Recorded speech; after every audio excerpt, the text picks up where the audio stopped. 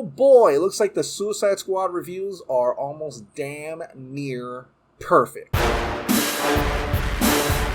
Hey, welcome back to the Ping Pong Flix. My name is Chris Wong. Today, let's talk about Netflix, Chris Nolan, Scott Stuber. Let's also look at a bit more footage from the Flash set. For the biggest news today, the Suicide Squad. Review embargo has been lifted, and reviews are pouring in from everywhere. Also, 2 members of the Suicide Squad want to continue on. Will they be alive at the end of this? Let's talk about Netflix. Netflix film chief Scott Stuber has been trying for years to get as much directors, as much big films onto the Netflix platform. And as you know, just recently he was able to nail down Zack Snyder. They have an exclusive first look deal, so anything that Zack Snyder makes will be looked at first by Netflix, and Netflix can choose to produce anything that Zack Snyder puts out, which is a huge win because you got a lot of movies coming from Zack Snyder in terms of the Army of the Dead franchise. You got Rebel Moon, a new sci-fi franchise, Twilight of the Gods, etc. It's a big deal. But also just recently, Scott Stuber was able to nail down Amblin Entertainment. That's right, Steven Spielberg's company,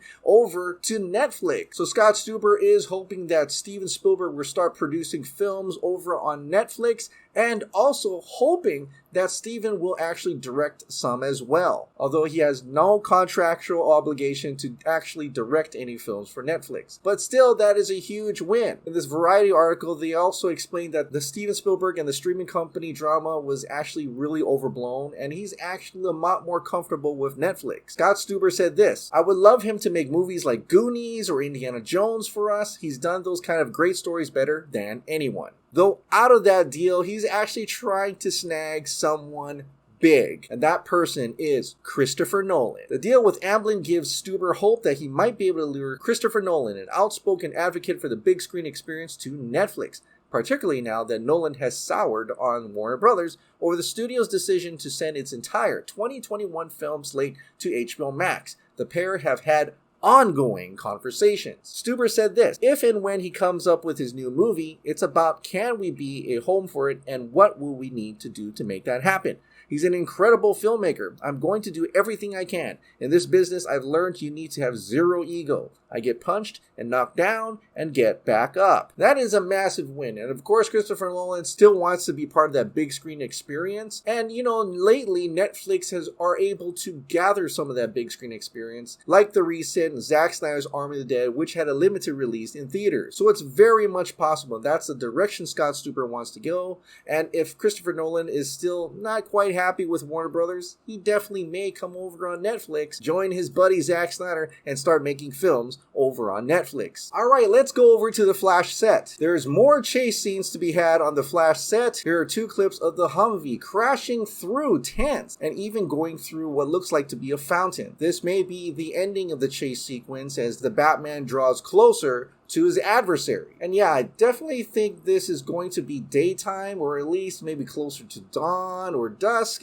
depending on how they're going to edit this. But it's not like we haven't seen the Batman in broad daylight before. I mean, he was there fighting Bane, The Dark Knight Rises, broad daylight. So it's not like that's something that's uncommon, but it's just unusual for the Batman, I guess. But it's pretty exciting to see these chase sequences and you get an idea of the action within the film. And I'm really looking forward to seeing them actually shoot the Batman fight some criminals or things like that. It would be pretty awesome. But again, where's the Flash? All right, let's talk about James Gunn's The Suicide Squad. Specifically 2 characters. The first character I want to talk about is Captain Boomerang, played by Jai Courtney. Now, Jai Courtney first appeared as Captain Boomerang in the first Suicide Squad movie by David Ayer, and we actually get a little bit of an interaction with Ezra Miller's The Flash. While speaking to comicbook.com, Jai Courtney revealed that he is ready and willing to come back to the role of Captain Boomerang for a Flash movie. Don't know what happened to that Flash film. That was going to happen if it happened. Did it get sidelined? I don't know, man.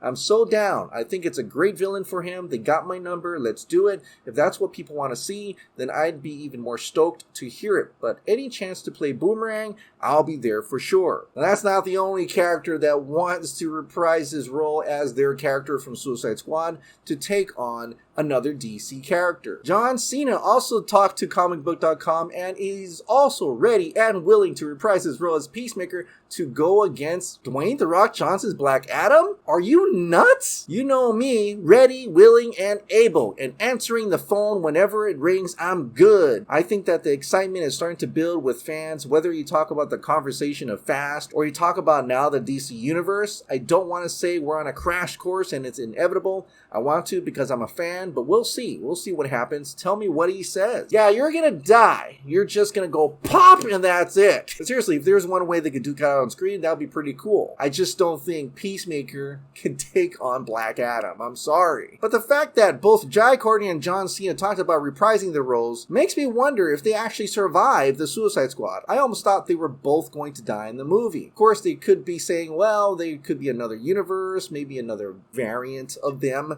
where they're alive, things like that. So we don't know for sure, but I'm very curious to see who dies and who survives in the Suicide Squad. The one thing that's surviving from the Suicide Squad right now is the critic rating. Yes, the review embargo has been lifted and we're finally getting reviews and they're pouring into Rotten Tomatoes, which is an aggregate. They're collecting all those reviews and bringing out an overall score. So according to the Rotten Tomatoes, as of right now, it is sitting at a 98% fresh tomato with 62 reviews, which is crazy. That's awesome. That's almost damn near perfect. In fact, earlier today at 40-something reviews, it was already at 100%. But it's very rare for a DC movie to get a fresh tomato. You know, and this is something that should be kind of celebrated. I mean, I remember the days when Marvel fans were saying that every DC movie is going to be a Rotten Tomato, and they were kind of surprised by Wonder Woman, but they're like, yeah, that's just one movie. And then Aquaman kind of came and went, and they're like, yeah, but it's like 70%.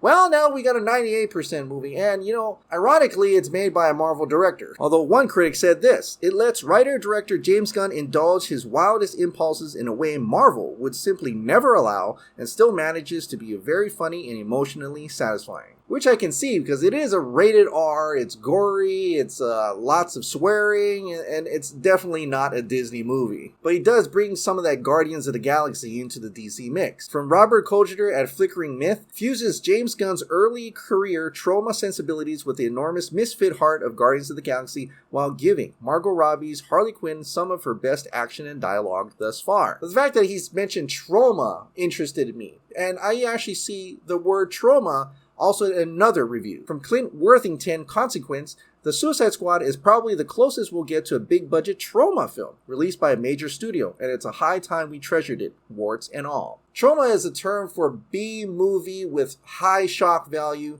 movies like The Toxic Avenger and Surf Nazis. So not only James Gunn combined a superhero genre with trauma, which is something that you usually don't try to mend together, it seems like, according to the critics, he was able to meld it all together well.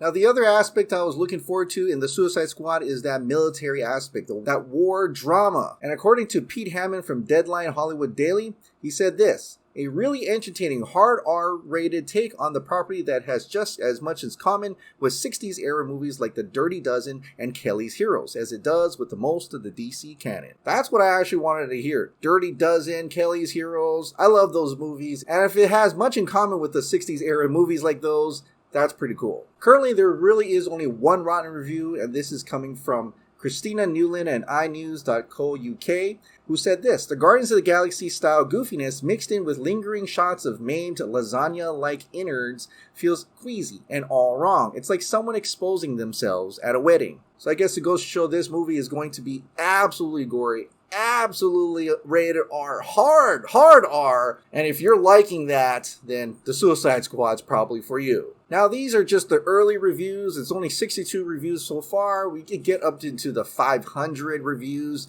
so the score will definitely fluctuate, and it'll probably go down a little, and that happens to every movie. So we'll look at it again when more reviews pour in, and finally when the Suicide Squad comes out next week. So how about it? Are you guys excited for James Gunn's The Suicide Squad? Or are you looking forward to it? Or were you able to get to the advanced screenings or early screenings for it? And if you did, let me know what you thought. But please, no spoilers down below, please.